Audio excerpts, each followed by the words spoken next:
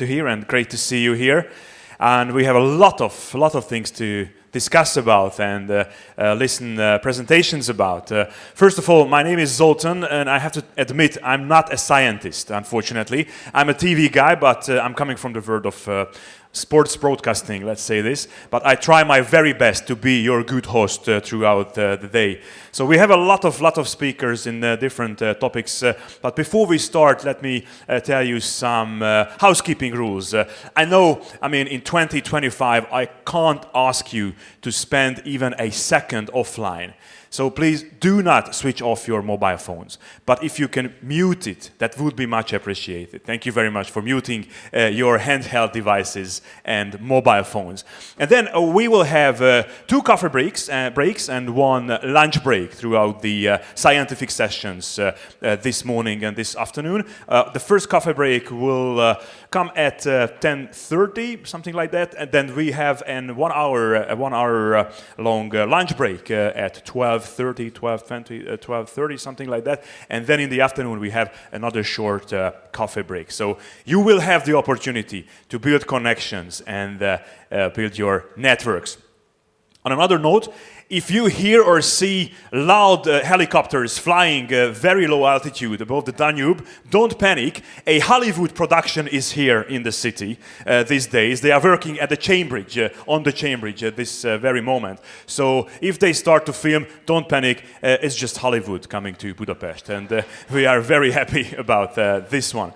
So, ladies and gentlemen, let's continue with a more official welcome speech. And let's kick off this amazing day here in Budapest. Our first speaker is the driving force behind this conference, Dr. Bence Mátyás, who is agricultural and environmental engineer, CEO and founder of Genesis Sustainable Future Limited Corporation, and mission leader on MayaSat-1. We will hear a lot about MayaSat-1 mission today.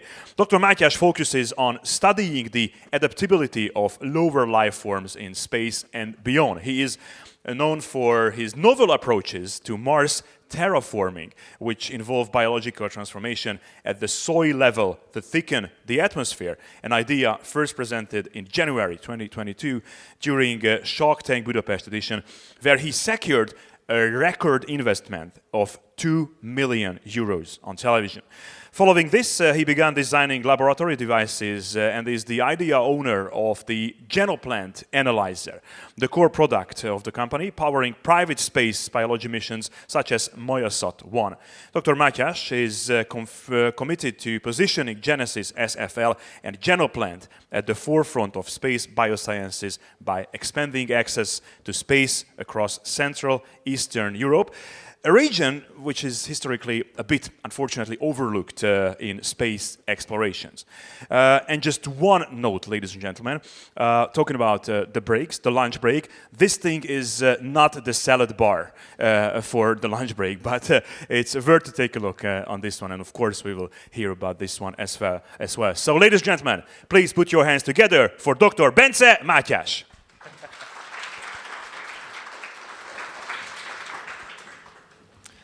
Welcome everyone in Budapest. Thank you for joining us in the Genesis Space Bioscience Conference. The GSBC 2025, it's a kickstart of a conference series in which we aim to improve our understanding in microgravity research. So this is our main focus. I'm coming from the agricultural sector. I was graduated here in a Hungarian university, and our focus was basically soil microorganisms adaptability to harsh environmental conditions. So that's how we came up with the first Mars terraforming concept, which we presented in the TV show. So that's how the Genesis get well known in the region. So we are a hardware company, and just let me to summarize our recent achievements. We were participating in the European Space Agency Business Incubation Program, Hungary, where we secured incubation program opportunity where we could develop a portable plant analyzer, the Genoplant Analyzer, which is basically a portable, handy laboratory device, but it's an analytical laboratory, not a sensor. So we are doing separation. It's a microchip electrophoresis-based separation, which allows us to separate molecules according to their charge and size in record time. For sure, for that we have to develop methodologies, and that's how we established the Genoplant Research Institute in Slovenia. Following this, in 2023, we started to join to the upstream space industry as well. You should know that also the microchip electrophoresis is a space industry product, basically the Rosalind Franklin rover, which was built for detect organics on the surface of the Mars, because it's still a big challenge. Not the Viking 1 and not the Viking 2, none of the landers and not the Curiosity could provenly detect organics yet, so that's why they are working on an in situ. We are very proud of it because it's a European Space Agency program. So we were inspired by the technology because if they call it the so-called life marker chip.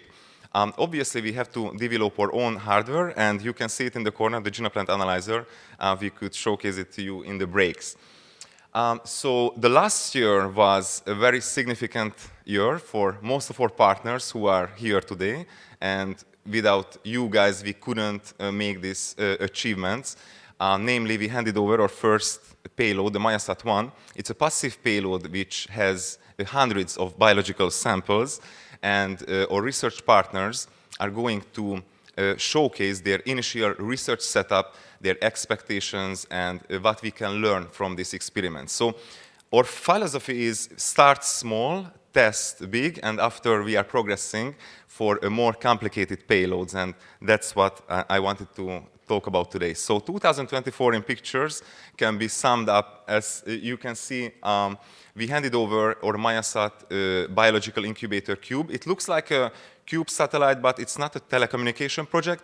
We are housing biological samples in wheels, and we were advertising this opportunity for rideshare in order to we can test a much more diverse samples than if we could do it alone. So that's why we are very grateful for this successful project, because many of our partners joined MayaSat-1 from all around the world. In October 25, 2024, we handed over the MayaSat-1 to the exploration company in Germany, and we are very happy we also have representatives. They are building the Nix space capsule on which we catch a ride for its mid-size demonstrator mission, which is called Mission Possible, and it's going to happen this summer, but we are going to learn more details from Victor Meyer, who is here with us today. And in the last photo, you can see the capsule itself, in meanwhile, still development. So they were preparing the capsule for the next steps, which is the testing phase necessary before launch. So what is going to happen in this summer 2025? We are going to launch the MayaSat on board the Nix capsule, and the Nix capsule is aboard a Falcon 9 rocket. This mission is going to happen in Vandenberg, California. You should know from this launch pad, it's not, it's a very special, providing a very special opportunity to reach also polar orbits.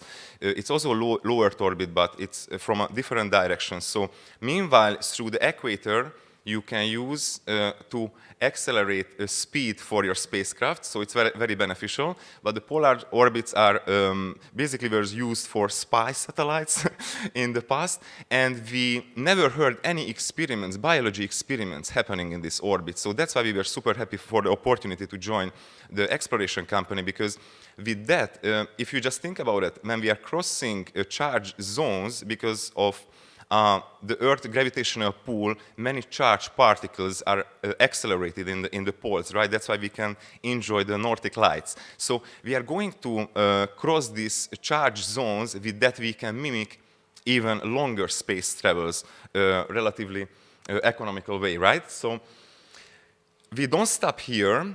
We are also going to, especially Victor, will talk more about the upcoming mission opportunities, which is targeting a 2027 or a 28 launch, for which we are going to prepare an active payload, which is a big difference and a big step also for us and also to our partners. So according to the needs, like microscopy, electron microscopy, and also protein folding and crystallization is now 90% of this technology can be done by an autonomous way, and this is what we represent with the Genoplant, which we can showcase separation even in microgravity conditions. We are not using pumps and any moving parts of these devices. So this is a big project, much bigger than the MayaSat-1, but now we are becoming stronger, and thanks to the joint forces, I think even we can launch a greater project from this region. So as I mentioned, the big difference between the 2025 and the 2027 mission, it's basically the active payload, the capability to host active payload. So it's going to be the capsule, as my understanding was, be mounted outside of the ISS. So we are going to receive the necessary support for electricity and communication. But either way, we are going to be independent from the ISS. Why it's important to us? The space industry is becoming more and more affordable, but still the microgravity experiments are still costly, basically because of the astronaut involvement in the process, right? So because of the astronaut missions are always more expensive, they have to receive supply, food, and so on, and sometimes rescue missions, as now it's became more today topic. So that's why it's relatively expensive. But if we are doing the experiments in an autonomous way, which the technology readiness level totally provides it, we can significantly reduce the mission costs. So the requirement for the 2027 mission is 1 kilogram payload. So we are joining forces together with the research partners, and we are going to develop a so-called, it's also a portable laboratory device designed for spacecrafts. So if you want to join us, you can ask more information from Victor or from us during the event. There's a new book released, available on Amazon, called Genesis, The New Beginnings. And it's a new beginnings not only for this region, but basically for the private space industry, because we can do missions and type of measurements which was a privilege for only governmental space agencies for decades, and now something is changing, and we are very proud of the exploration company, because from Europe there's a space capsule is born and it became commercially available, and basically everybody can join their mission. So the second part of the book of the Genesis is basically about the advancement of the microgravity studies and the private space industry itself. And you can find all of your abstracts there who send us among our researchers. The first half of the book is focusing on the Genesis experiment series, which is basically contribution to the Mars terraforming on a biological level. So I mentioned I'm a soil microbiologist, and we are testing different microbes in Martian simultaneous conditions in order to measure the activity on gas production. So this is the Genesis all about, and now we are testing laboratory experiments in orbit, first in a passive payload, and after we are going to perform in an active payload experiment series. So if you want to learn more about, you also can find the book here in the merch stand.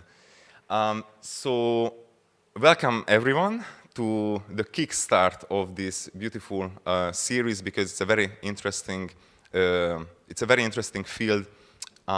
Microgravity experiments, we can join as a small company, we can join forces with universities, and we can make our dream true, basically thanks to our partners who are making this dream possible, and thanks to the event sponsors, without whom we couldn't be here where we are now. Thank you so much, everyone, and enjoy the conference session. Bence, thank you very much for the opening remarks, and thank you very much for organizing this fantastic conference here in Budapest. A lot of things to discuss, talking about the MayaSat-1, the next capsule, terraforming the Mars, or the Hungarian to orbit project, because believe or not, this spring we can believe, and we strongly believe that the second trained Hungarian astronaut will be there on the ISS. So that would be a huge huge thing in the history of the Hungarian, in the Hungarian history. So a lot of interesting things to discuss. Now we will change a bit with the speeches and keynote speeches and presentations. You will have the opportunity after every speech on every presentation to ask the speaker. So the last 5 to 10 minutes of every speaker or every the presentations, you will have the opportunity to ask questions. So just please raise your hands and ask the question the certain speaker after his or her presentation. Our next speaker is Dr. Sabina Kolesha, serves as the secretary of the Slovenian delegation to the European Space Agency. Ladies and gentlemen, please welcome Dr. Sabina Kolesha.